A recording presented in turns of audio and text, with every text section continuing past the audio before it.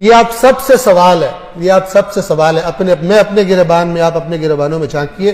میں کہا کرتا ہوں، ایک مثال دیا کرتا ہوں، اگر کوئی آپ کا نان مسلم غیر مسلم دوست بنے اور کہے میں اسلام سے دلچسپی پیدا ہو گئی ہے میرے دل میں اور میں اسلام کو پڑھنا چاہتا ہوں، مجھے کوئی کتاب دو اسلام کو سمجھنے کے لیے، لیکن کتاب ایسی ہو کہ جس کو ہر فرقہ مانتا ہو، کیونکہ مجھے پتہ چلا ہے کہ تم لوگ مسلمان فرقوں میں بیٹھے ہو، کتاب ایسی دو کہ جس کو ہر فرقہ مانتا ہو۔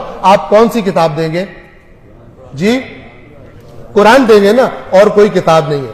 اب توجہ سے سنیے، یہ دوسرا سوال، اگر وہ آپ سے پلٹ کر یہ سوال کرے کہ اسلام کو سمجھنے کے لیے جو کتاب تم نے مجھے دی ہے، تم نے بھی اسی کتاب کو پڑھ کر اسلام کو سمجھا ہے یا نہیں؟ آپ کیا جواب دیں گے؟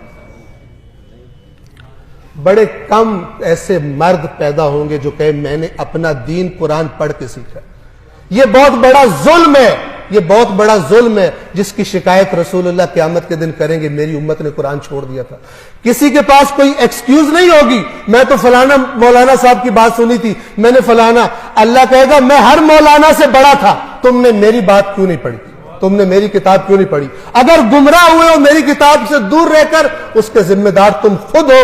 یہ میرا رسول تمہاری یہی شکایت کر رہا ہے کہ میری قوم نے قرآن کو چھوڑ دیا تھا، میری قوم نے قرآن کو چھوڑ دیا تھا۔ اگر یہ قوم قرآن پڑھنا شروع نہیں کرتی تو پھر اس قسم کے مسخرے اور بندر آ کر اس ممبر پر ناچیں گے، جس طرح رسول اللہ نے بتایا تھا کہ میرے ممبر پر بندر چڑھیں گے، اور یہ پیسے لے لے کر گمراہی اور شرک اور کفر اور 2 نمبر جنت کے ٹکٹ بیچیں گے، اور لوگ سمجھیں گے ہم جو کرپشن بھی کرتے رہے، خدا کی نافرمانیاں بھی کرتے رہے، ہماری جنت پکی ہے۔ یہ وہی بات ہے جو یہودیوں کا عقیدہ تھا، قرآن نے بتایا ہوا۔ کرپٹ تھے، سمجھتے تھے ہم جنت میں جائیں گے، غیر ذمہ دار ہو گئے، رسول اللہ کے منکر ہو گئے، سمجھتے تھے ہم جنت میں جائیں گے۔